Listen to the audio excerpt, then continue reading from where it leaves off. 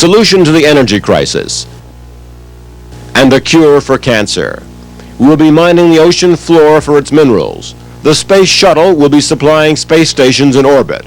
There will be new ways to feed the world and acceptable ways to dispose of nuclear wastes. In a strong show of faith in science and technology, an ABC News Lou Harris poll shows that most Americans believe these and other critical problems will be solved by the year 2000. But scientists themselves aren't nearly as sure. If this country would give a high priority to the energy problem, we could make great progress in 5 years. But cancer is a more difficult problem because we don't have, as yet, the necessary scientific medical knowledge to cure it.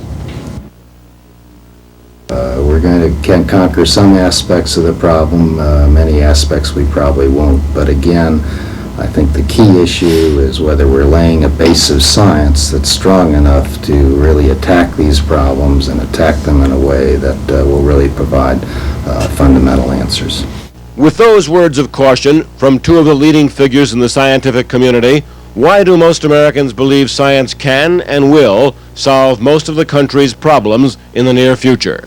In many ways, we started out way behind the Russians. We caught up with them. Kennedy asked for a man on the moon. They came forth with a man on the moon. In an odd way, the space program was all too easy, and therefore people say, well, there's nothing science can't do. Unlike space, where scientists knew the principles and needed billions to translate them into hardware, with cancer, the principles themselves aren't yet fully known, and there are many more questions than answers. What scientists fear most is that too much promised too soon by politicians will lead to a public backlash against science. This is Jules Bergman, ABC News, Washington.